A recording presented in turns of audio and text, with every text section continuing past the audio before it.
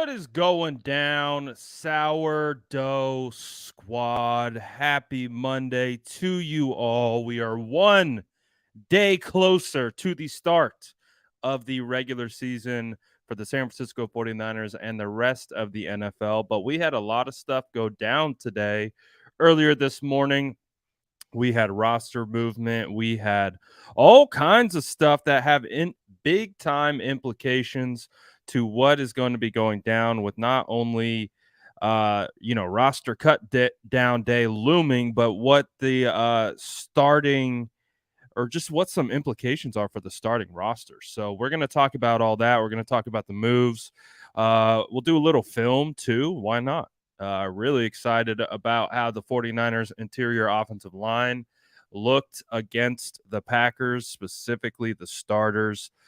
So really looking forward to getting into all of that. But before we do, you already know the vibes. Drop an SDS in the chat. Let's light it up. Smash that like button if you haven't already. Let's say what's good to all the squad. Already had the SDS checking in. You love to see it. But I hope you guys had a phenomenal rest of your weekends. And we're going to get into talking all kinds of 49ers stuff that has been going down. Yes, this is going to be one of the big ones that we talk about for sure. Really tough to see. And let's do it. Let's get right into it. So, starting off with some of the news on the day, let's start with the roster cuts. 49ers had made their first roster cuts and have started to trim down the roster. They were at 90. They're trying to get it down to 85 for the first roster cut down day. Here are some of the names that didn't make it past the roster cut down. I think the biggest surprise of today is Darqueze Dennard getting released today. I'm not sure that a lot of us had this happening. I think when you go back to training camp and you looked at the way the starters were working and how everyone was working together, Darqueze Dennard was running out with the ones pretty consistently. So the fact that he got released this morning is a little bit of a surprise that I don't think a lot of us were anticipating. But what does that mean for the rest of the team? I think the biggest implication that this particularly has on the roster is that 49ers Samuel Womack, the rookie out of Toledo who had the 2 interceptions on the day against the Packers, does appear to be sliding into the starting nickel position. Oh boy. I mean, we all understand that Samuel Womack had a phenomenal day. Not only that, he had a great camp. He was making plays all throughout training camp. Cash the God says, Brad, my guy. Womack looks good. And Cash ain't lying. Shout out Cash the God. Good to see you, homie. Womack does look good. And he didn't just look good against the Packers. He looked good all of training camp. He was giving the 49ers starting offense fits, whether it was a pass breakup, whether it was making tackles in the open field. Samuel Womack was all over the field. So I'm surprised, but at the same time, I'm not surprised if that makes any sense. Like, I think we all understand right now that they are starting to get ready for the regular season roster, which means they have to get rid of some guys. What I also think this means is that Jason Verrett could be on his way back sooner and right around the corner. If Jason Verrett isn't going to start the season on PUP, then they're going to have to make sure that they have enough roster spots. And if you look at the entire cornerback position, we already know the top three as of right now are Charvarius Ward, Emmanuel Mosley, and I think you can now lump in Samuel Womack to that. But then if you add uh, guys like Jason Verrett, that's 4. If you add Dante Johnson, that's 5. If you add Ambry Thomas, that's 6. So I would imagine that the 49ers keep about 5 to 6 guys in the cornerback room, and that sounds like that's who it could be. Sounds like we're going to be looking at a cornerback room that consists of those guys. So I have no problems with that. I think the 49ers like Dante Johnson, as we know. So not surprised that he was able to hold on to the job, but he did get injured and he had a little bit of a rib issue that popped up in that Packers game. So even with the injury to Dante Johnson, the 49ers still felt comfortable releasing Darquez Denard. So that's the way the cookie crumbles today. That's the way the cookie crumbles today. So on top of that, the 49ers also released or waived, I should say, fullback Josh Hockett, wide receiver Keyshawn Johnson, who, if you guys remember, Keyshawn Johnson had the nice 2-point conversion from Brock Purdy in the Packers game. He also had another catch. And D lineman Tomasai Luledi, I believe is his name. So I do think that as of right now, the 49ers, again, they only released 4 total, released 1 or waived 1, released 3. So I do think there is a potential that either 1 more goes or someone's going to end up on the PUP that we're not expecting or haven't heard from yet. So we'll figure out what's going to go down with that. Shout out to all the homies that are still dropping in. We see you. What's up, Bryant Cope? He says, Cash the God says, smash that like button, SDS. So overall, that's some of the roster moves right now. But I think the biggest implication that it has is Darquez Denard being out means Samuel Womack is in. And I think based on what everyone saw against the Packers, everyone feels pretty good about that. I feel pretty good about that. I actually feel really good about that. Samuel Womack, again, all throughout training camp, was the first rookie on the field every single day. Working with his coaches before practice even began, approximately 45 minutes to an hour before every training camp practice. He stayed after every training camp practice. Samuel Womack is clearly built the right way and is built for this moment. So the fact that Samuel Womack gets a big vote of confidence from the 49ers going into the regular season it's pretty cool. But let's talk about some other news that maybe isn't so great.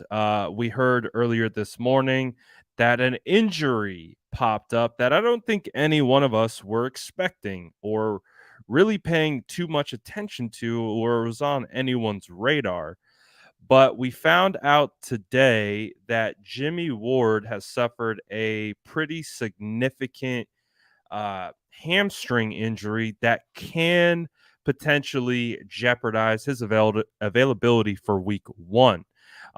Obviously, if Jimmy Ward is not available for week 1 against the Chicago Bears, that is going to be a huge blow to the secondary because, as we already understand, the 49ers are nursing back to health theoretically their top 3 cornerbacks in Charvarius Ward, Emmanuel Mosley, and Jason Verrett.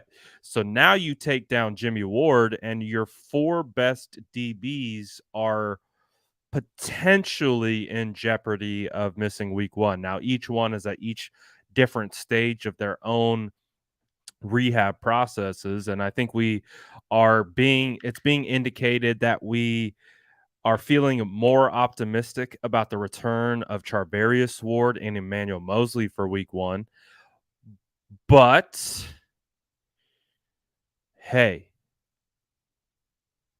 what does that mean for Jimmy Ward? And we know Jimmy Ward plays a massive role with the 49ers on the back end of that defense, what he's able to do from the safety position, kind of calling out things for the rest of the defense, being able to fly around and be the last line of defense. Jimmy Ward is extremely important to the 49ers defense. So the fact that he is potentially on the shelf for week 1 is a little bit concerning. What do they do in that regard? Who steps up? Is it going to be Tarvarius Moore? Is it going to be Talanoa Hufanga? Is it going to be those two out there? Is it going to be George Odom? But who's going to be that fourth guy if Jimmy Ward does miss week 1? I don't know. I do like how Taylor Hawkins played, the undrafted free agent out of San Diego State. I don't know if he somehow sticks on the roster to be able to be an impact. He feels like a guy that could be a practice squad guy, but gets elevated for a special teams role to be that kind of fourth safety up on game days. Um, yeah, or is it going to be Dante Johnson? Is Dante Johnson going to be right by that time? Again, no Leon O'Neal. Leon O'Neal, who was an early fan favorite, did not make the cut. He was released from injured reserve last week. So right now, the safety depth is starting to look really thin because outside of the top 4 guys, which are Jimmy Ward, George Odom, Talanoa Hufanga, and Tarvarius Moore, it's basically Taylor Hawkins and Dante Johnson. So uh the safety depth isn't, at least as we stand right now, with the way the roster is constructed. It's not too deep again past what we're saying are the big 4 safeties. So definitely feels like Taylor Hawkins is going to have an opportunity to potentially get some playing time early in the year. We'll see if he actually makes the roster, but again, I do see a scenario where if Jimmy Ward can't go week 1, it's Taylor Hawkins getting elevated from the practice squad up to game day to fill a special teams role. But as it stands right now, cornerback depth, or no, excuse me, safety depth behind Jimmy Ward is a little bit questionable at this point. Someone who said it, I saw earlier, someone said the Lake City Fresh says the injury to Jimmy Ward happened in Sunday's practice. Kyle Shanahan talked about the injury. Kyle Shanahan pointed to the schedule in which the 49ers have to abide by, which is set by the CBA and the rest of the league. They only have so many hours that they can practice, only so many days that they can practice, days off, things like that. And Kyle Shanahan seemingly does not like the way it's set up. I've always expressed, again, I've never played in the NFL, so it's a much different perspective which I'm coming from, but I always felt like when you practiced a lot, your body was just used to practicing, like, and it developed, like, when you think of lifting weights, you build calluses on your hands. Like at first when you start lifting, like, and let's say you haven't lifted in a long time, like your hands are going to get tore up. If you're hitting bench, you're hitting cleans, if you're hitting squats, if you're hitting dumbbell presses, like if you're putting those soft, gentle hands onto those weights for the first time in a long time, your hands are going to get tore up. And it's going to take, there's an acclimation process that your hands like have to like recover, like get used to lifting heavy or just lifting weights in general. And but you build a callus, right? And then your hands get used to it, and you move on. You just keep rolling. I kind of feel like that's kind of what practicing is like. Like your body builds up like this understanding, this muscle memory, like that it is going to be going through these types of situations, and it like builds almost like a figurative callus, not that it actually calluses, but like your muscles just get used to it. And I remember when I was playing, we practiced starting in spring, all summer, all fall, and going into the year, I was like, I'm ready to go. Like I feel ready. I feel like my body like got beat up all summer. That took some toll on me. But by the time the season rolled around, felt like the body was ready to go with the NFL rules and how it is. It's something that I've always pointed to. I've asked players about it. Like the lack of practicing, does that have any like translation to injuries just because your body's going from being stagnant to just like not that it's stagnant, but stagnant from a football standpoint. Like when you got the pads on and you got the helmets on and you're cutting and you're doing unnatural things, your body has to get used to that. And there's a lot of soft tissue injuries in today's NFL. So we'll see. But we already know how it goes. 49er fans, we understand that injuries are a part of this team, seemingly. But it's like this for everyone in the NFL. We all understand that injuries are going to happen. This sport is 100% guaranteed of injury. So it comes along with the territory for sure. But again, it's just something that you don't want to see continue to be an issue. The 49ers, we've heard it from Kyle Shanahan. We understand just from a personnel standpoint, they want to be as healthy as possible heading into week one. Like that's not breaking news. Like they want to be able to be as fully healthy headed into the season as possible because we understand this is a marathon, it's not a sprint, and they have to withstand in-season injuries, and so they want to be as healthy as possible going into it before then. But again, injuries happen. It's part of the business. It's just unfortunate to see Jimmy Ward be the latest to be dealing with a hamstring issue at this point. And again, a from what we are seeing and what's being reported is a severe hamstring injury, or at least somewhat severe. So we'll continue to kind of keep an eye on that and see how that progresses. But right now, doesn't seem too good. But the 49ers did make those roster moves before they got on an airplane today to go head to Minnesota. Um, the 49ers are gearing up for a joint practice against Minnesota. So that will be happening throughout this week. And the 49ers will be practicing against another team. So looking forward to see all the reports that come out of camp in Minnesota and to see what that looks like. I do think that is going to be better work than any other preseason games that can be had. I think when you can practice against other teams. It gives you this level of reps, tape study, and things of that nature that allow you to be in a good spot. So I'm looking forward to seeing what that looks like. Joint practice starts on Wednesday. So they are flying today.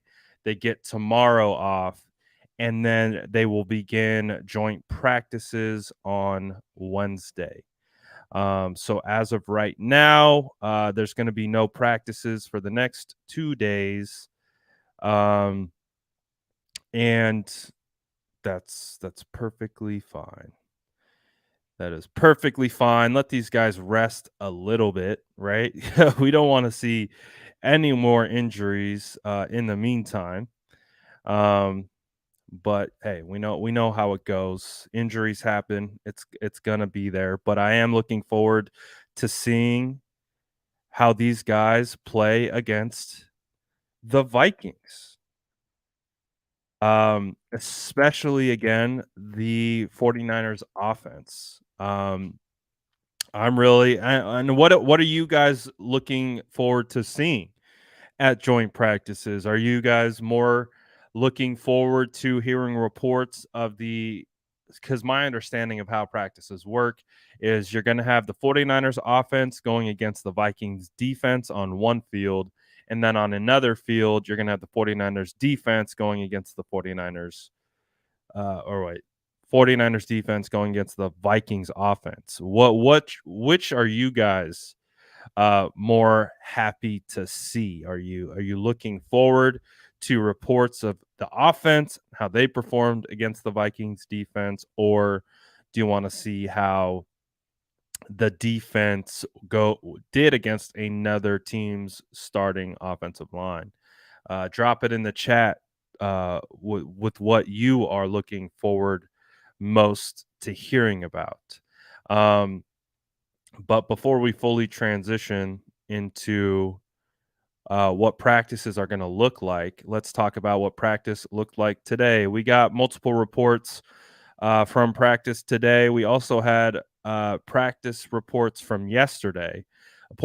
Recording I think yesterday wasn't as great of a practice, according to every report that we heard. Sounded like the offense was clunky. Sounds like Trey Lance wasn't ultra accurate on Sunday. Again, it's hard for me to put a whole lot of weight into things that I don't see, but that's how it was being reported. That Sunday, the 49ers offense didn't look all that great. Defense was making a ton of plays and things like that. But today, apparently, per the training camp norm, is that the offense bounced back. The offense, led by Trey Lance, and again, these last two practices, it sounds like Trey Lance is taking a majority, if not all, of the team reps, which again, ramping Trey Lance up as the starting quarterback for the 49ers as they prepare to head into the season. So we already know he's the quarterback one, but it just becomes more and more real as each day progresses. Today, according to Cam Inman, Trey Lance went 11 for 14. Highlight of the day was a Debo Samuel one-handed catch for a third down conversion. Um, Cam also indicates that there were a lot of guys off to the side working through conditioning who are injured. Jimmy Garoppolo was still seen on the practice throwing. A lot of use from the backup DBs today.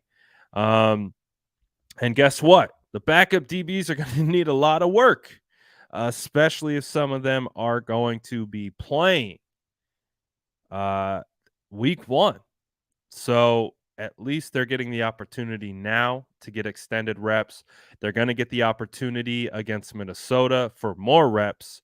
So that's good. At least the 49ers offense ended practice on a good day. Again, when we talk about Trey Lance, and everything that I saw from Trey Lance at training camp is he's not perfect, and that is okay. But what Trey Lance does is just because he's not perfect doesn't mean it ruins his day. Like Trey Lance could have a bad rep, a bad sequence, or a bad practice. But what you're not really seeing is consecutive bad practices. You're not seeing consecutive, like, stacking of bad days together. He seemingly will rebound. And again, that's been one of my biggest takeaways from training camp was Trey Lance's ability to rebound. And that's going to translate into a lot of different aspects of his game, including that's going to translate into things on Sundays. So pretty, again, having a bad day Sunday, no pads, right?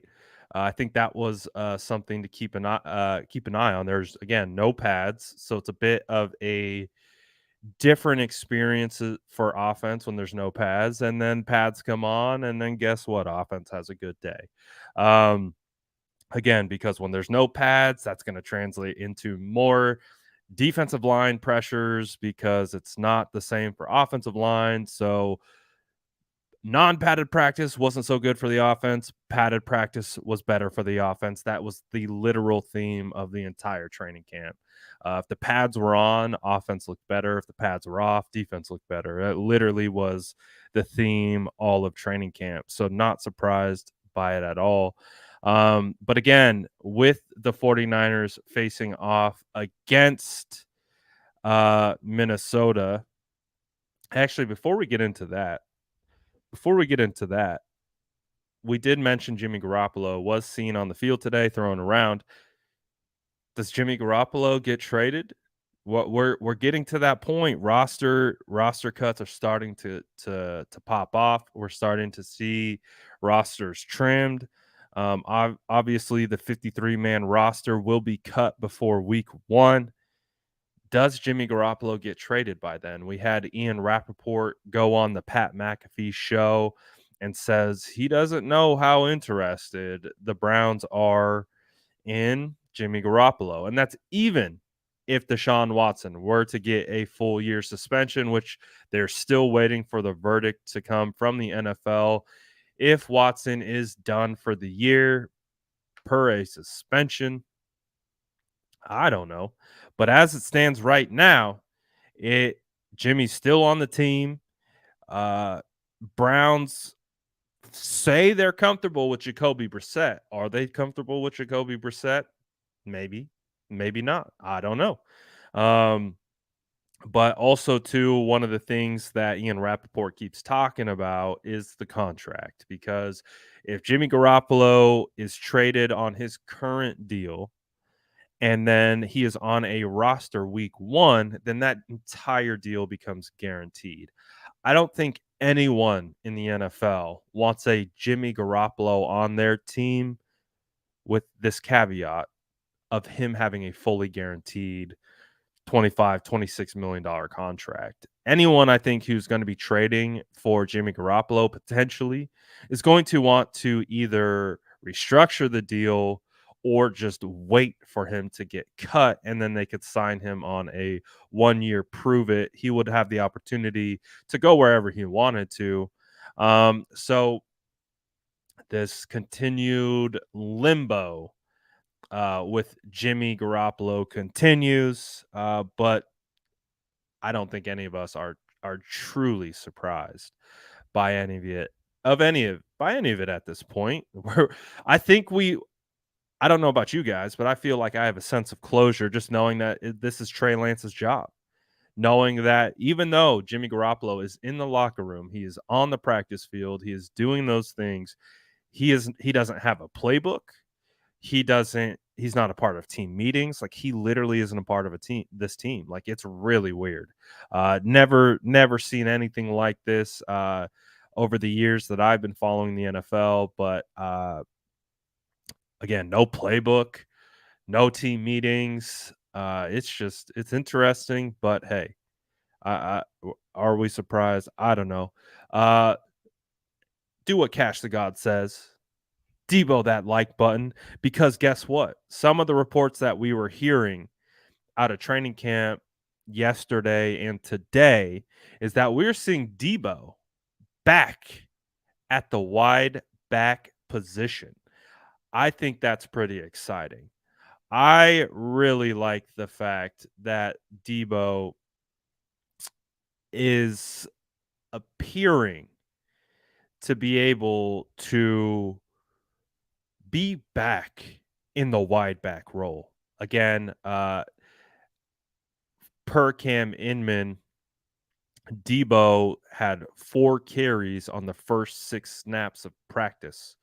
Not only did he have 4 carries on the first 6 snaps of team period, but both Debo Samuel and Ray McLeod were both doing individual drills with running backs. Oh, Kyle Shanahan right now is cooking up an offense that can attack you from so many different directions. Their wide receivers are running backs.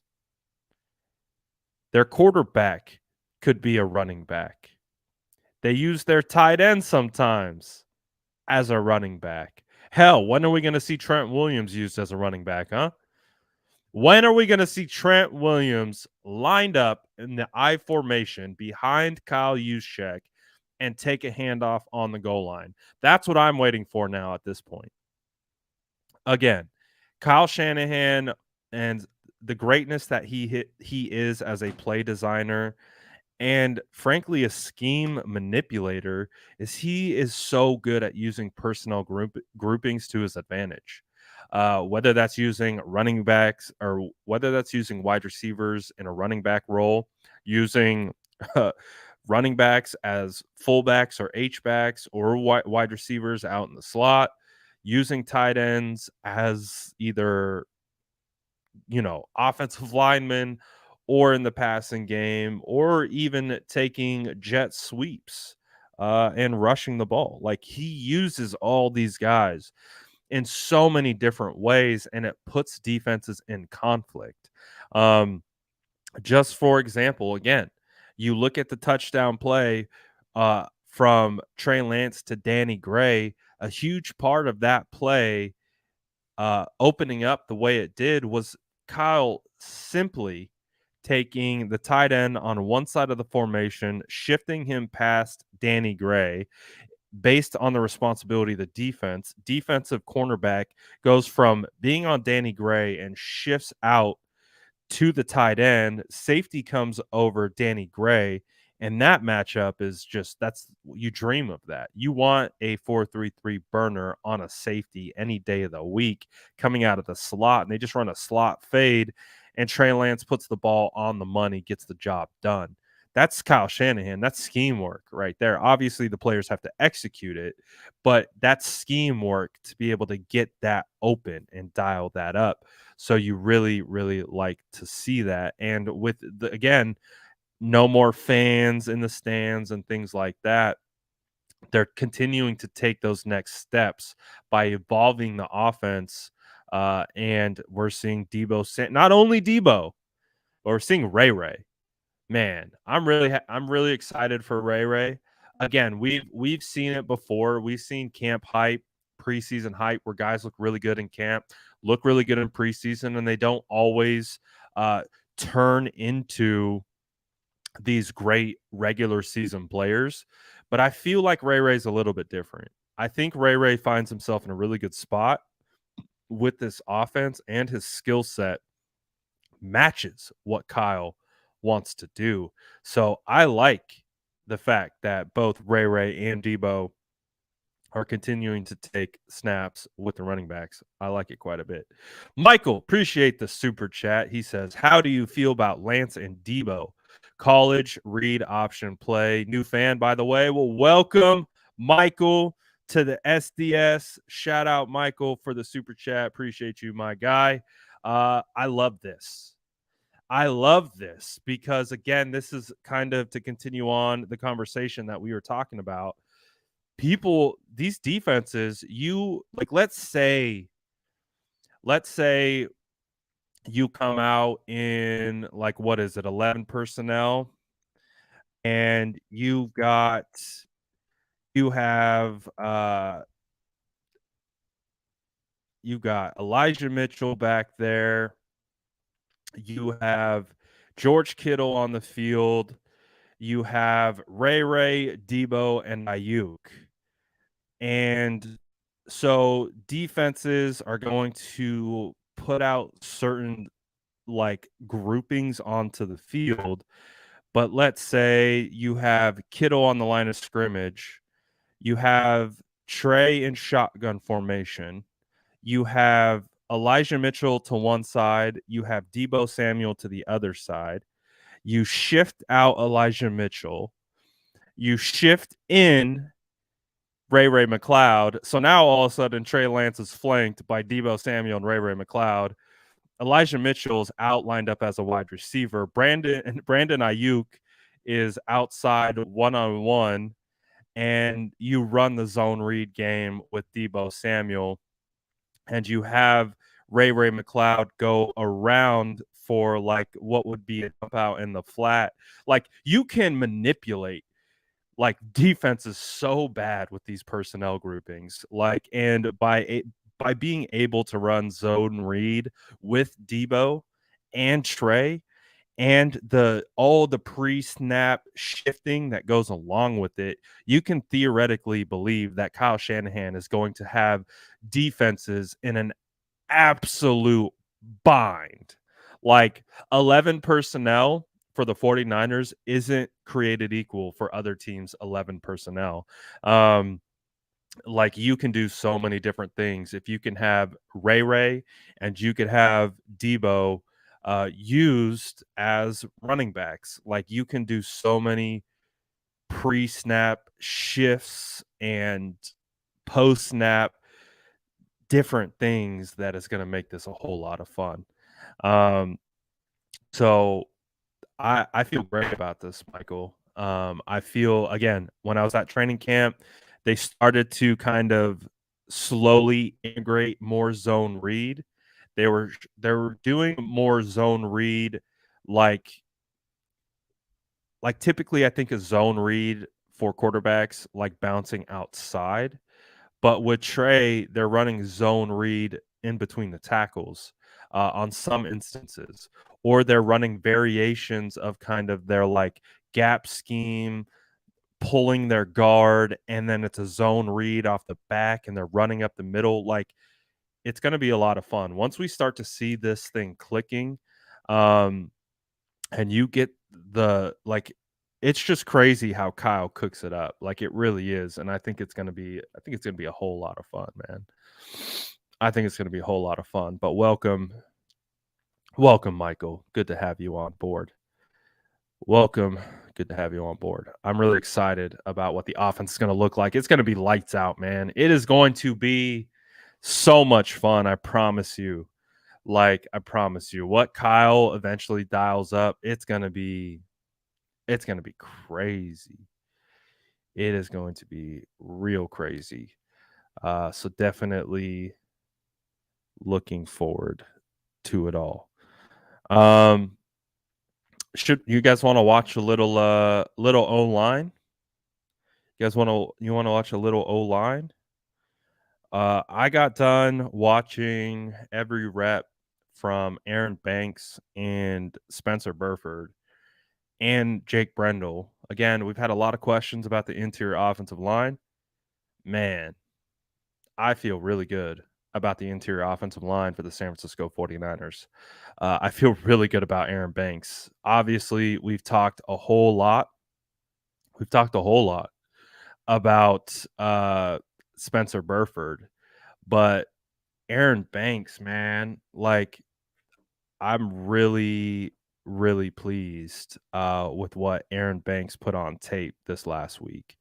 I feel really happy about it in the sense of I saw everything that I wanted to see. I got to see Aaron Banks pulling. I got to see Aaron Banks picking up stunts. I got to see Aaron Banks getting to second level. I got to see Aaron Banks pancaking guys. I got to see Aaron Banks holding up well in pass protection and then shoving guys to the ground and jumping on top of them. You got to see a little bit of everything. You got to see a little bit of everything with the 49ers interior guys. And it was a good time. It was fun to watch. Let's see. I'll pull up a couple clips. We'll talk about it. Why not? That's what we do here. So let's watch some interior offensive line. Again, we've had a lot of questions, right? A lot of people had a lot of questions about the interior offensive line. Is the interior offensive line gonna hold up? At least against the Packers, they will. Now, granted, no Kenny Clark, right? So these are likely backups that we are seeing. So, but still, you got to block whoever's in front of you. And what we saw from these guys right out the gate was really good. Uh, so they weren't perfect, but for the most part, they played really well. Like this one right here, you get a little bit of a interior stunt, so you can see the pass off between Sutherland and Burford right here. So he does a good job. He understands what's going. He pushes the defensive tackle down, gets his eyes up, and then gets on the looper. But you're able to see these types of instances. Banks is just looking for work because he pretty much didn't have a whole lot to do on that particular play. But I think it's this play or it's the next play. All right, this play. Watch Banks. So Banks right here, you're going to be able to see that you're going to have a slow developing stunt. So you're going to have the defensive end crash down to try to free up the interior defensive tackle to loop around. But neither guy is fooled, whether that's Colton McKivitz or Aaron Banks. Banks does a good job of, again, you can see the defensive tackle is trying to stop Banks from picking up the slanting defensive end, but that doesn't stop him from getting to his guy. And then not only does he get to the guy and pick him up, but then Buddy tries to leave his feet. Banks puts him on the ground and then finishes it with a good old sack tap on the back of the head. You love to see it. You really do. I want to see my offensive linemen function like this. I want to see them pick up stunts and then finish the blocks. So I really did enjoy this from Aaron Banks, and you got a whole lot of it. Again, here's a better view. You can see him actively, like right away when the defensive lineman engages, he understands that the defensive lineman is holding him for a reason. So he needs to get to his spot and pick up the crashing defensive end. And he does, and then puts him on the turf. And then, does a little sack tap there at the end for good taste. So you really do love to see that. But again, that was an example of Banks picking up a stunt and then finishing it by putting the guy on the ground. This one is again another good instance of when I think of stunts for offensive linemen and the ability to pick up stunts, I think of it from the sense of having a cerebral awareness and processing ability. Because when you're in the trenches, you have to process so many things in a blink of an eye. Everything happens so fast, but you have to be able to process it. You have to be able to see it and then react. If we start with Spencer Burford, number 74, right over here, at first, I thought he was overextending, and you can see like his eyes aren't up. He doesn't appear to be identifying the inside looper. So at first, it looks like Spencer Burford's going to get beat and kind of bite on the stunt. But Spencer does a great job of peeling off and being able to get back in front of the looper and stop him from getting to the quarterback. So this is a really good job by Spencer Burford. Again, initially looked like it was going to be a little scary and like he wasn't going to be able to pick it up, but was able to pick it up in the end. Also, when you look at Aaron Banks on the other side, we looked at the stunt that he executed before. You see it again. He senses right away, based on the defensive lineman's technique of trying to hold him in place. He understands that a stunt is coming. So actually, what Banks is doing right now is fighting to get off the defensive lineman so Sutherland can pick him up, and he knows he has inside help, but he's got to pick up the defensive end who's crashing down, who's also trying to hold McKivitz, and Banks does a good job of really stopping and impeding the rush. So again, I want to see young offensive linemen be able to have the awareness when stunts are occurring because they happen so fast. And they did a really, really good job of being able to pick this up. And then you get Nate Sudfeld able to complete this pass to Jermichael Hasty out of the backfield. Again, I think something we're going to see a whole lot of this year is we're going to see a lot of passes to the running backs. And then you get a great block from Ray McLeod. Again, Ray McLeod is one of my favorite additions on the year. That block right there, like, come on, man. What are we doing? This is preseason. Ray McLeod out here blocking linebackers, like freeing up guys like Jermichael Hasty. Ray McLeod has been one of my favorite additions to the 49ers so far this year, and it's for the little things like that he just showed. So you really, really like to see that. Let's watch Spencer Burford get a little pancake action. Again, watching the interior O-line, again, here you see it's just simple pass protection. It's almost like Burford pulls the seat out from under him and then uses his own momentum against him and just drops him into the turf. Spencer Burford has shown that he is really good at pass protection.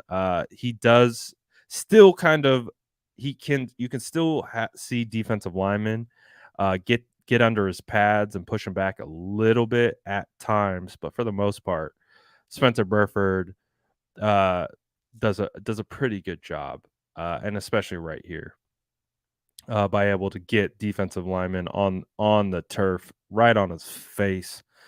You love to see things like this from a rookie getting his first NFL action in a game, whether it's preseason or not. Still really, really good from Spencer Burford. Really love it. I'm trying not to pay attention to this too. Literally no one is paying attention to me breaking down the tape. They're all just arguing about Jimmy Garoppolo in the chat. But hey, you guys do you keep arguing it up. I'm gonna keep breaking down the tape.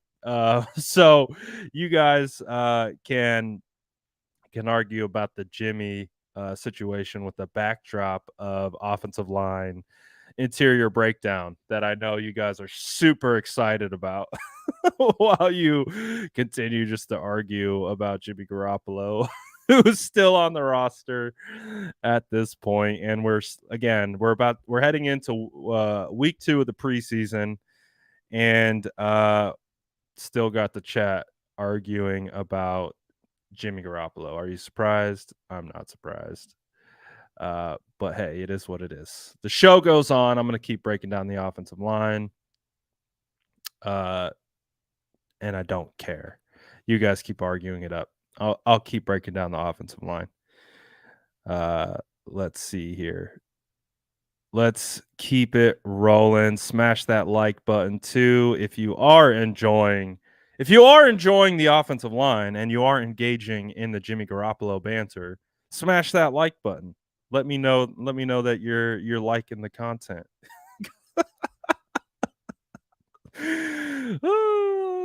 Because all I see are people going at it about Jimmy Garoppolo. What else is new?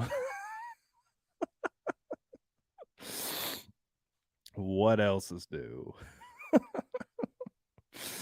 Let's watch Spencer Burford pull. Right? I'm a big sucker for pulling offensive linemen. All right, we're going to get Spencer Burford, right guard, pulling down the line for a kick-out block on number 55. This one I had a really good angle at when I was in the stadium.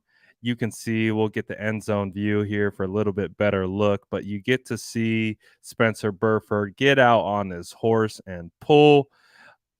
Not bad.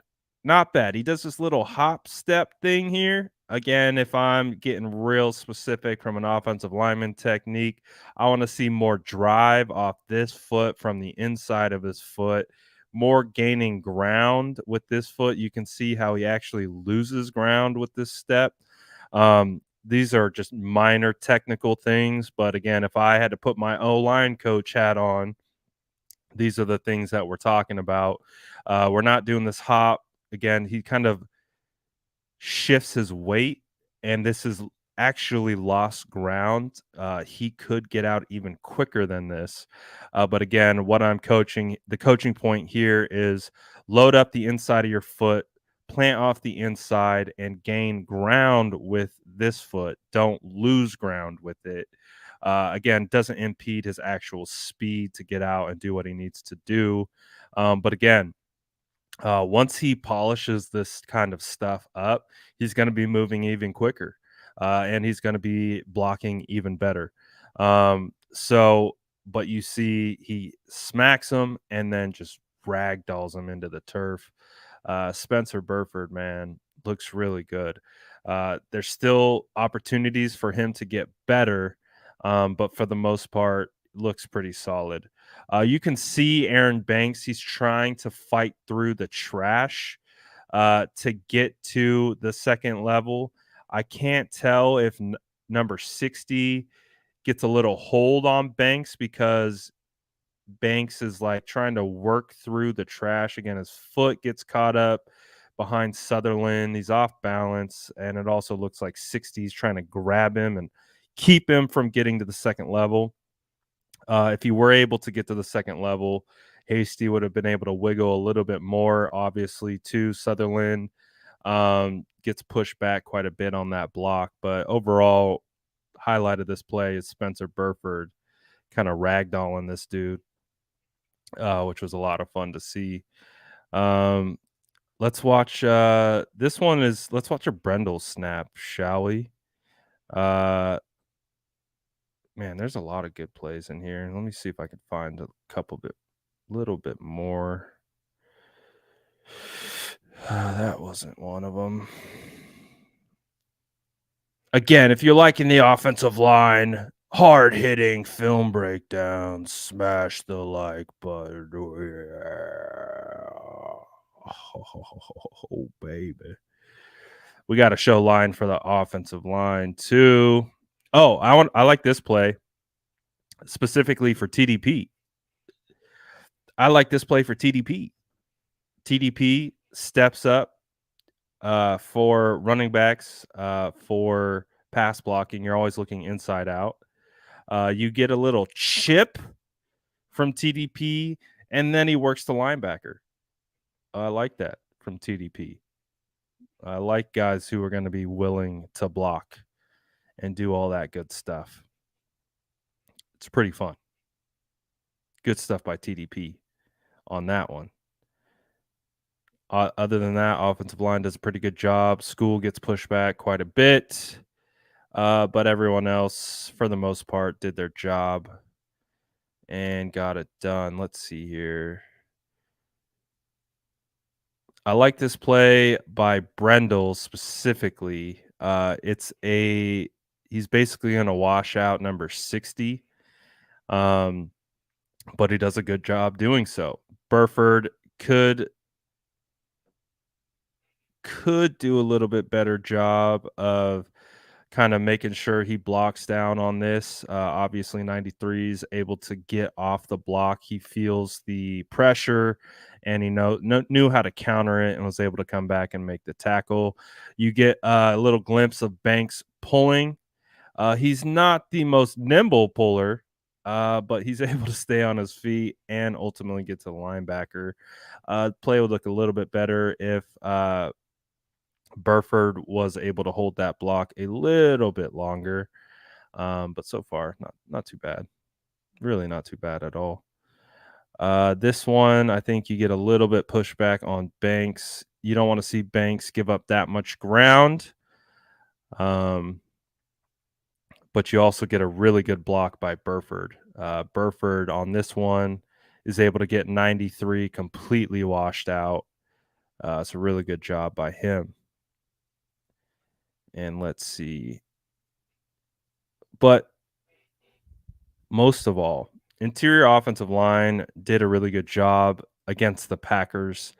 I feel really, really good about it. Again, they're not perfect, and no one who plays offensive line is perfect. Trent Williams isn't perfect.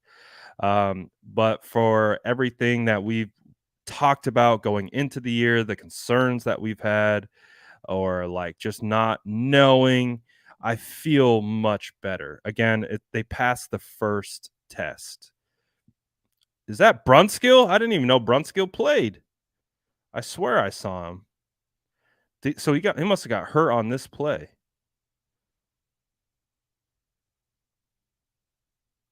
because he was out after that.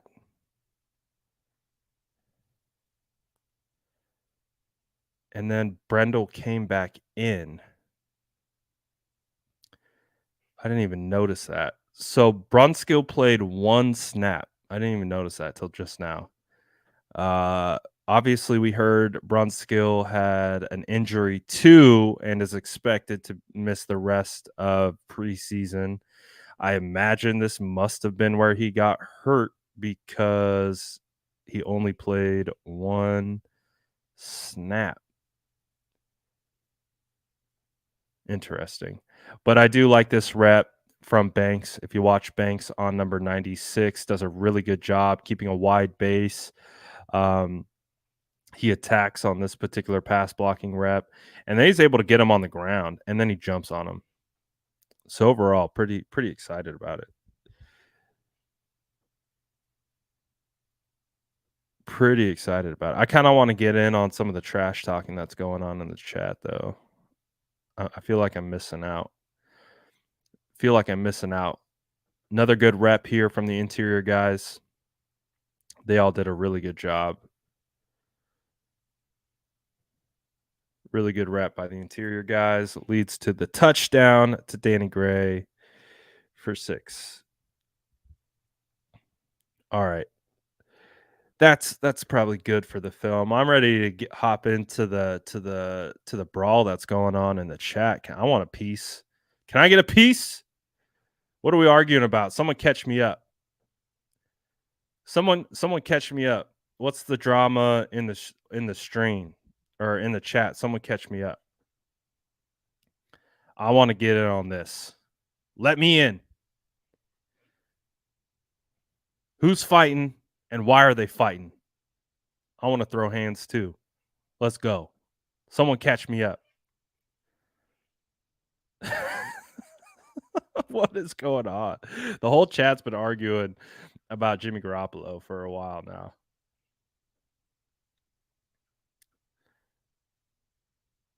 Somebody pimping Jimmy over Trey.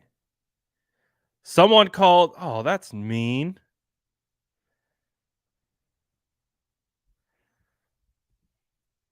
No ID causing trauma. What's the argument? Hey, no ID. What's the argument? What's your point? Give me a shot at it. Give me a shot at it. No ID. Give me your overall thesis in the chat. Give me a shot at it. Let's see how I handle it. Give no ID the floor real quick. Give no ID the floor real quick. What's the point that no ID is trying to make? Let no ID give him a shot to explain himself so I can decide whether I need to obliterate him to the shadow realm or if he's actually making a point. I'm interested to see what he has to say. So no ID, you have an opportunity to kind of take a part in this show. Obviously, you've taken over the chat up until this point, but I kind of want a shot. Let's see. What is it? I need you to kind of state your thesis or overall thesis and points that you're trying to make. I'm going to give you an opportunity here to make your points known for everyone who's watching, not just the chat. So if you're up for it, go for it. Let's see what you got. He said Goodwill Internet is back. I don't see any ID though. I don't know if we scared him away. We gave him the floor. We gave him the floor to speak, and I don't see him stepping up to the plate. So that's unfortunate for no ID, because he had a really good opportunity in front of him to get his point across, but I don't see it. I don't see it. Good stuff.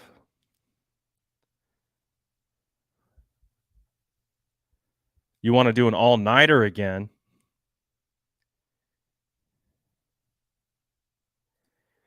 Jimmy brings back life to the franchise, and all he gets is the backdoor from the fan base. Is this the overall point? Okay, well, let's talk about this. If this is the overall point, let's talk about it. Why not? We're an hour in, so we're off the rails already. smash, smash, smash the like button if you've liked the show up until this point. Now we're just gonna freestyle at this point. But I guess the point that No ID is trying to make is Jimmy brings back life to the franchise, and all he gets is the backdoor from the fan base.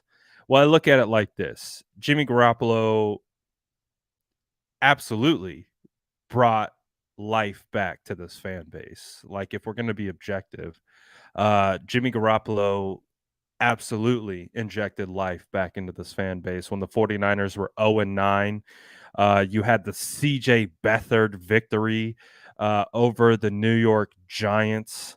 And then you had Jimmy Garoppolo come in on that last drive on an L against the Seahawks. He throws that touchdown rolling out to his left to the back of the end zone in between like triple coverage to Lewis Murphy. All of us, I don't care who you are, all of us who watched that were like, "Oh, baby, like, let's go. This feels like the start of something."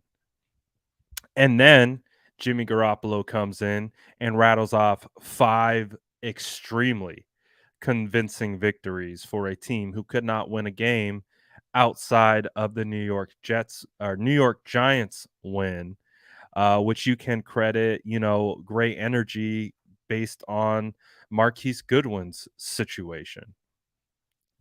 But he gets hurt in 2018 after he gets paid. We've also heard apparently that Jimmy Garoppolo got paid his record-breaking contract and didn't speak to any of his coaching staff for the entire offseason, but he did talk to certain figures in a particular industry and take them out to dinner and romance them and do those types of things. But apparently he didn't talk to the coaching staff. So who knows if a disconnect between Jimmy and the coaching staff started there. But then we also understand that Jimmy comes in. He doesn't have a great start against, he had that really nice play against the Vikings, but overall shaky performance. And then comes back against Detroit. They get the win, but it's a shaky performance. And then comes in against the Chiefs week 3, has a shaky performance, is trying to lead them back into the game, and he tears his ACL. And then, it's kind of tough from that point out. Then you get into 2019, Jimmy Garoppolo returning from his injury clearly wasn't 100%. Kyle Shanahan was definitely scheming around Jimmy at that point. And then Jimmy is able to kind of basically pilot the ship without messing it up too much. And but they're able to win games. And obviously they ultimately end in the Super Bowl where, hey, let's face it. I know it's not talked about a lot, but Jimmy Garoppolo was playing better than Patrick Mahomes for about 3/4 of that game. But that's the thing. Football games are 60 minutes and you have to play 60 minutes. And that didn't happen. And unfortunately, we know the outcome of that particular game.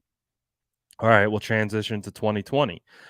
There were more injuries, there were more issues, but the only thing that I can really talk about regarding the situation and where it switched is Kyle Shanahan.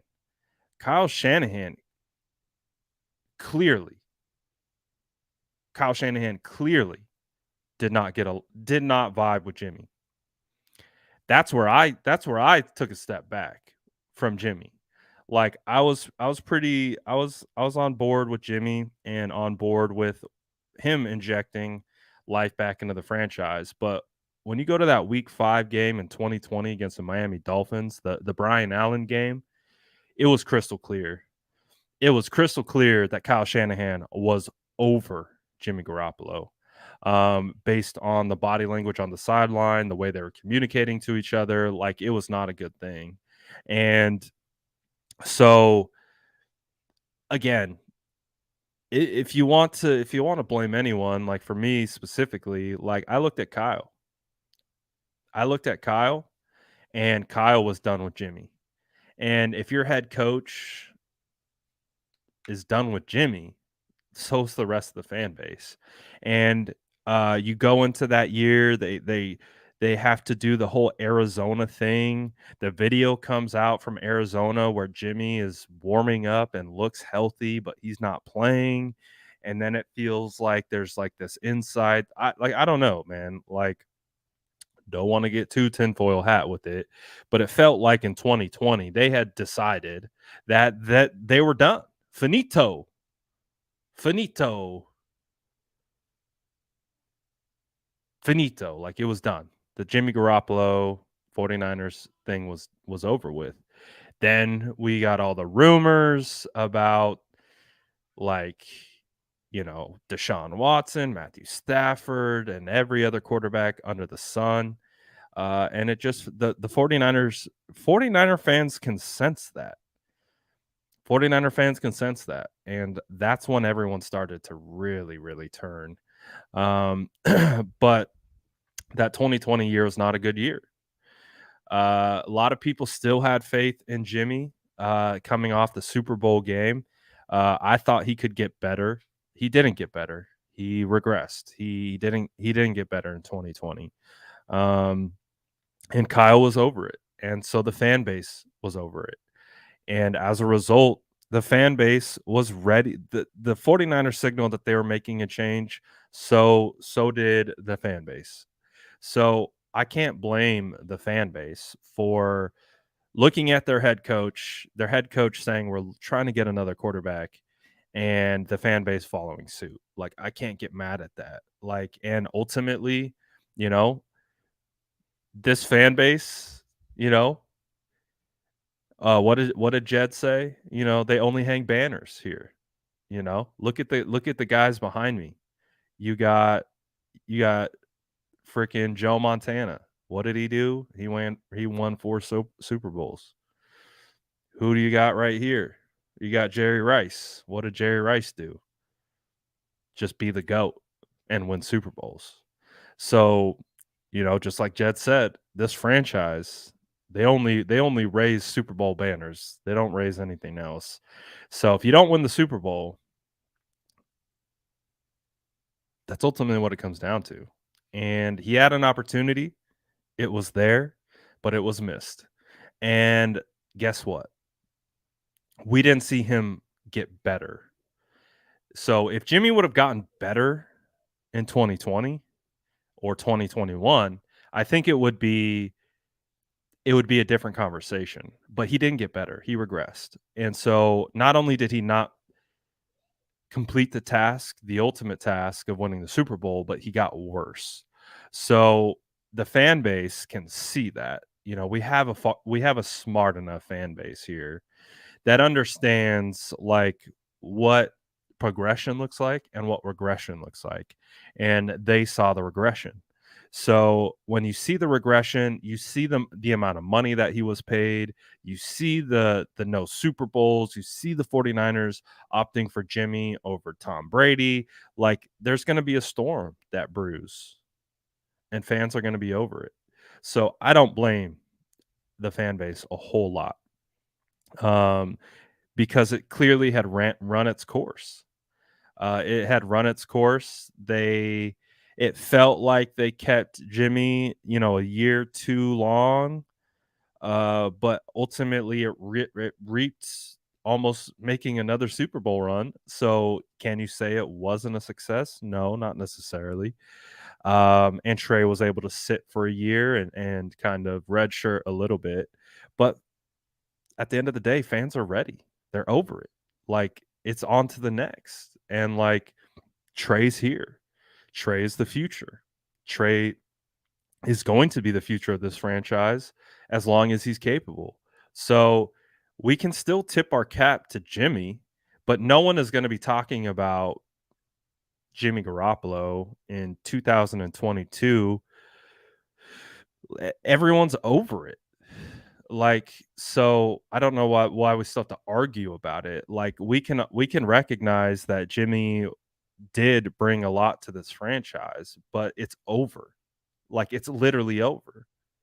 He's still on the roster, but it's over. And so it is what it is. How am I ignoring Throwback? What did Throwback say? I'm sorry. I was ranting there for like 10 minutes straight. Uh what did Throwback say? I'm going back in the chat. Oh, we even had bots burst into the chat. I didn't even see it. I was in the zone. Didn't even see it. I don't ignore you, Throwback. I love you, Throwback. Throwback always hyping me up.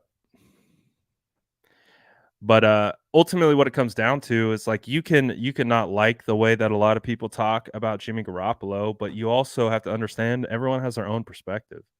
So you can't like project your perspective onto anyone else. And I can understand this, no ID. I feel for Jimmy too as a person, but fans don't think of this from the people aspect of things. They think of this from the bottom line business that this is. They think of it from the cutthroat business aspect that it is, just as the 49ers are. So it is what it is, man. Like it happens. It happens. Uh and unfortunately, that chapter in the 49ers franchise has been turned. The Jimmy Garoppolo page has been flipped and fans are just they're looking forward to the next. And every day that Jimmy is still here, it just again it pisses people off. So can't argue with everyone about it. ID, like, I get it to a certain extent, but also at the same time it's the reality is fans want Super Bowls. And if we can all feel for Jimmy and like the position that he's in 100%, but ultimately from a global perspective from the franchise, all people want are Super Bowls. All people want is to win. And the franchise has clearly signaled to not only the fan base, the team, and the entire NFL that they're done with Jimmy. So everyone's going to follow suit. Everyone's waiting for Trey. Everyone's excited for Trey, and that's what it's going to be. So I don't know. I wouldn't waste my time arguing about it. But anyways, nice chat. I gave you an opportunity. Didn't have to roast you too bad. But I think it's definitely a situation. It's definitely a situation that is nuanced. And it depends on where you stand with the situation. I get it. I understand. Jimmy's a human, but hey, like Cap's saying, you play to win the game, and they've decided to go on with Trey, who they think is going to be the best option to win the game. There you go. What's good, Programmer01? Give you a shout out. Thank you for watching the channel. Smash that like button if you haven't already. But ultimately, it's Trey Lance. It's the Trey Lance era. And now, Trey Lance takes over, and this is his team. And it is what it is. It is what it is. And the 49ers are going to move forward and all that good stuff. I did not see that. What number is Enigbare? What number was he? Was he 55? I totally forgot that he went. I totally forgot that Kingsley went to the Packers. And he went to the Packers in the 5th round too. I did not. Was he 55? I could see that's who if you said Enigbare would have been 55, then yeah, that makes a whole lot of sense. Yeah. Okay, that makes sense. He looked good. I noticed him, obviously watching the tape. I didn't make the correlation that 55 was an Igbare, but yeah, he looked good. I like that. What's good, Wilson? How about this? We'll end this with if you guys have any just random questions. Any questions? Feel free to drop them in the chat. If not, we'll get out of here, and we'll start turning our sights on joint practices in Minnesota.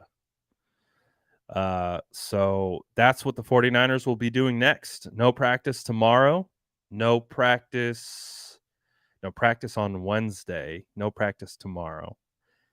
First practice will be in Minnesota. Ooh, good question. Who's the backup nickel now? Feels like it's got to be Dante Johnson,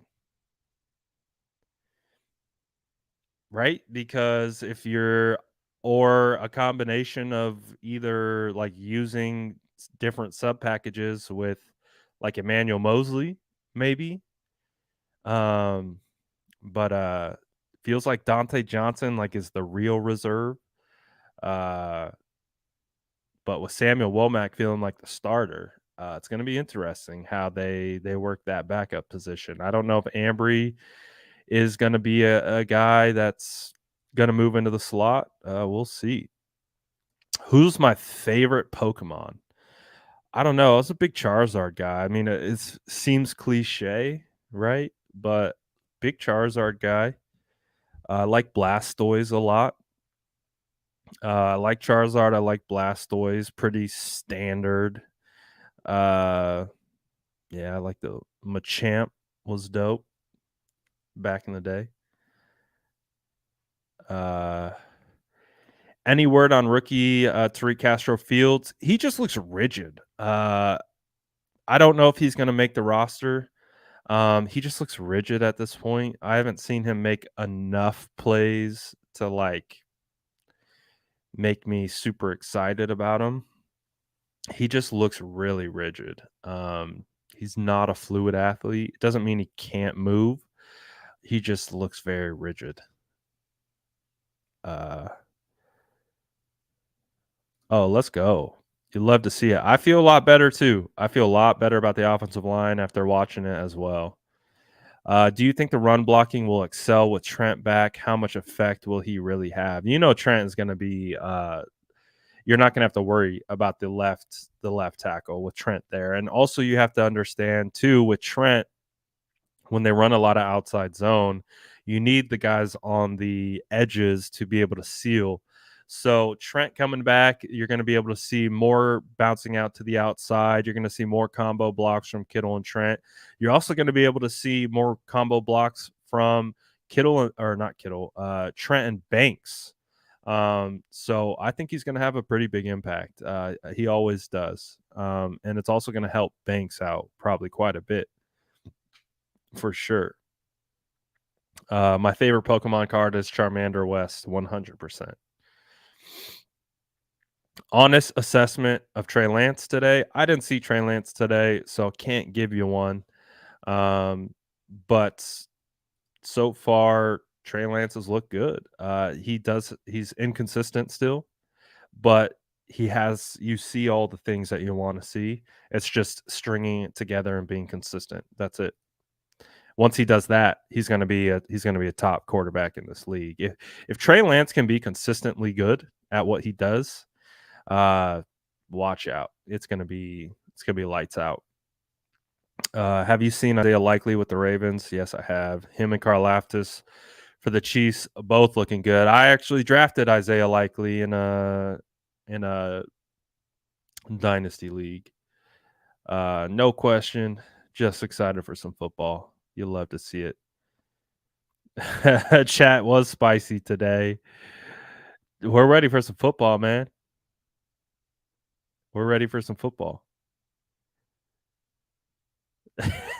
Cap says it's time to start donating so Brad stays on. That's funny. Mitchell with the hammy. Any worry? I mean, yeah, a little bit. Elijah Mitchell has struggled with his health quite a bit. Uh, so I wanted to really see Mitchell get through camp healthy, and he didn't. So luckily, the 49ers have a lot of options, not only with their running backs, but obviously with their wide receivers. Uh, but yeah, I think it's a bit of a concern that he's already starting the year with a little banged up, because if he's got a hammy now, that means he's not able to get the type of conditioning that you want heading into the season, because he can't run all that well. So I don't love it. I definitely don't love it. I'm starting to feel like, again, if you're a fantasy person and you play fantasy, might have to stay away from Elijah Mitchell. Speaking of fantasy, SDS Fantasy League. How would we determine who's actually in the league? That would be a tough one. Who would be in the league? But maybe. Shout out Cap. Shout out Cap. Appreciate you, man. He's trying to keep me on longer. I appreciate your efforts. 100%. Let's see. I don't know. People keep talking about the Ray McLeod hit, or the fumble. And I look at the Ray McLeod situation as like he got drilled in the back of the head. Like, I don't know. I give Ray McLeod a pass on that particular fumble. Like, he had a safety running downhill as fast as he could and literally hit him in the back of the head. The fact that he even stood up from that, I give Ray McLeod credit for standing up, because he got rocked. So the fact that he fumbled on that one, it'd be different if it was like a hand swipe or something like that. If he fumbled in that way, in that context, then yeah, we could be like, oh, that's not a good sign. But he literally got drilled in the back of the head at full speed. So I'm going to give him a pass on that one. I'm not. Oh, that's Hasty Ray Balk. Hasty, on the other hand, we'll see about Hasty. He's definitely had an issue with that. Do I think the Jets are looking for a quarterback now? I don't know. I know what's his name went to LA to get his procedure done. They don't know for a fact if it's good to go. But we'll see. Justin says, hashtag don't end the stream.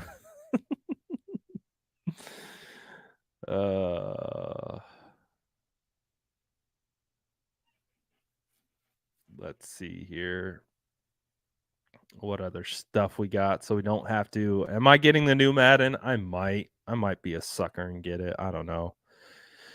I waited last year until it was like 50% off before I bought it. Like I've normally been one of those guys that buys Madden like right away. But last year I did it. I said, screw Madden, man. Madden sucks. Still kind of sucks. And I don't know if it's going to be any better. We'll see.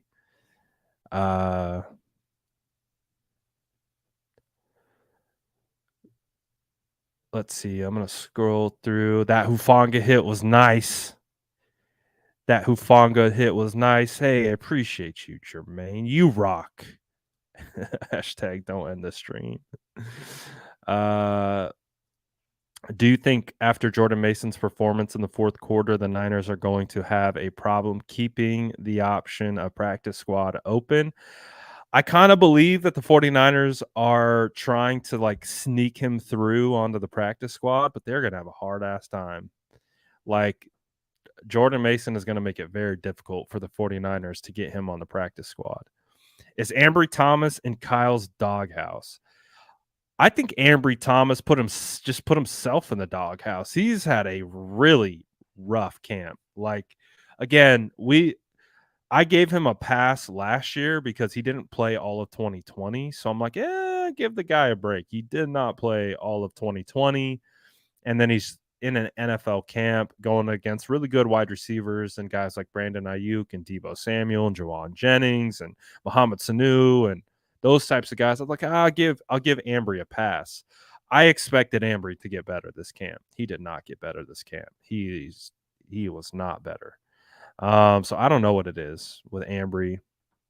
He has traits. Did not have a good camp. Flacco, the guy, they love Flacco over there. So yeah, it feels like it's going to be for sure Flacco. 100%. We need 2K football. I just want NCAA back. Just give me NCAA back, please. What do I think about Drake Jackson before the stinger? I think Drake Jackson is going to be a good player for the 49ers. Once he puts it all together, he's going to be a really good player for the 49ers. Like he's going to make someone on that defensive end expendable one day. Not Bosa, obviously, but eventually it's going to be Bosa and Drake Jackson. It feels like they're going to be really good.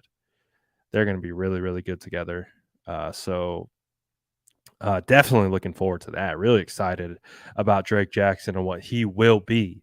I don't think he's there yet, but I think Drake Jackson is for sure going to turn into an insanely good player. I think Drake Jackson has the potential to make me forget about Brian Burns. And you know what that means. I think Drake Jackson has the potential to make me to forget about Brian Burns. And that's saying a whole lot.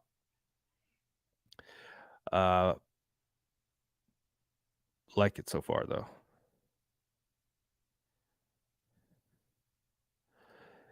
Yeah, we looked at one during the stream. He had a nice chip, and then he was able to get to linebacker as well. For sure. What do I think about Purdy? I think Purdy's okay, man. I do. I liked Purdy on the before the draft. We talked about Purdy pre-draft. We did. Again, I was a big Chase Allen. I like Chase Allen out of Iowa State. Caught my eye when I was at the combine. So when I went to go do more homework on Chase Allen, of course, I did more homework. I ended up watching Purdy, and I was like, "Oh, who's this Purdy guy? He's pretty good. He's pretty good." I was like, "Who's this Purdy guy? He's pretty good. I like this Purdy guy. He's a pretty looking man, and he's pretty good. Purdy looks good. I liked Purdy at Iowa State. He showed it. He showed he could do it at Iowa State. He wasn't he made some bad plays. I know everyone likes to talk about those plays, but I saw him work really well short to intermediate. I saw a guy that was like, "Oh, Kyle would like Purdy." I was like, "Kyle would like Purdy for sure." He's like a more athletic. He's like a better Nick Mullins, in my opinion. I think Nick Mullins could throw a little better, but from an arm strength standpoint, but Purdy has good touch, good ball placement, and all that type of stuff. Appreciate you, Jesus. We hit 40K on YouTube. We hit the big 40K. Road to 50K is next. But that was pretty cool to hit 40K subs on YouTube. Appreciate you guys. Let's see. Purdy darts. Yep. Chase Allen went to the Bears. Chase Allen actually looked like he's been flashing a little bit too. Purdy should be quarterback too. I don't know if we're ready for that. I don't know. I like Sudfeld, man. Sudfeld definitely can't move as well as Purdy. But I do like Sudfeld. I think Sudfeld throws a good ball. He could throw it all over the field. He can spray it. I like Sudfeld. Don't sleep on Sudfeld darts, baby. Don't sleep on Sudfeld darts. Purdy got heart. Purdy not bad. Purdy's not bad. I don't know if he'd ever be a starter. But he'll be there. Jason says, "Damn, bro, I remember when this place was rocking around 8K." Yeah, man. Shout out to all the day ones. Appreciate you guys helping me build the channel. Couldn't do without y'all.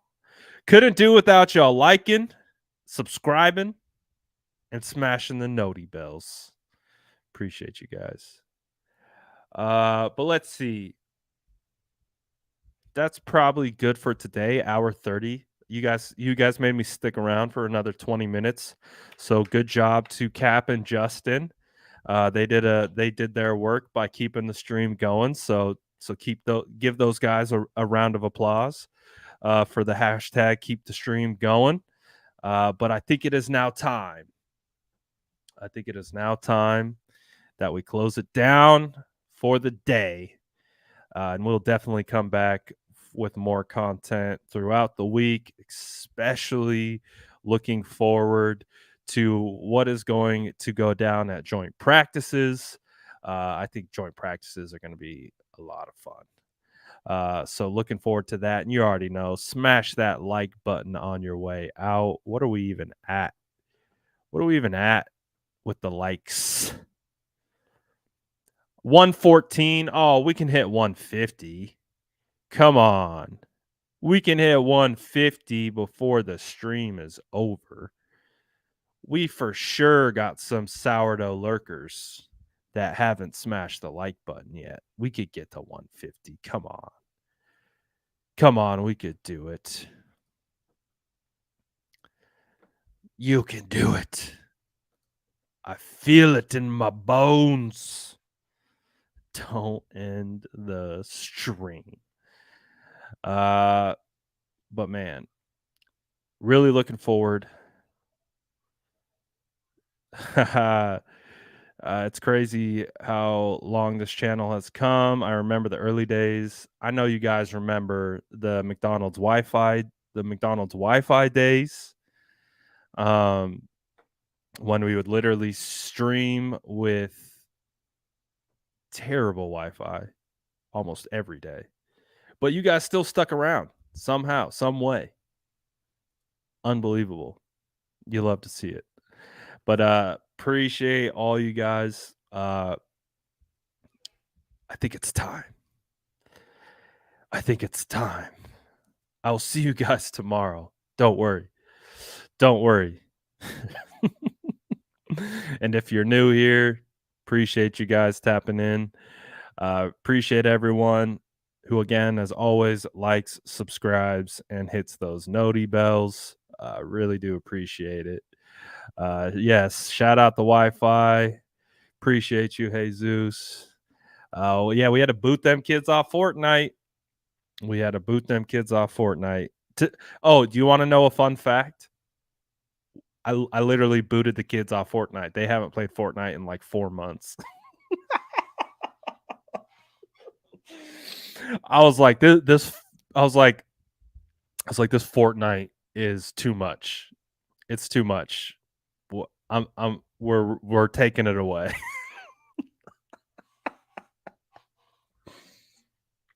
I was like, my kids are what, like 3rd and 2nd grade? I was like, this is too much. Like, nope. They're playing like with a bunch of weirdos online, like a bunch of straight weirdos. I was like, this is not. No. I said, nope, sorry guys. Like, how old do you have to be to play this game? Oh, like 10 or 11 or some whatever it is. Like, then we're gonna wait till that because you're playing with a bunch of weirdos online right now. We're not gonna do that. So I put the ban down. We said no more Fortnite. So they haven't played Fortnite in a long time. Maybe that's why the stream's been looking so good. We're looking 4K over here because we got no Fortnite going. But shout out all the squad. I'm out of here.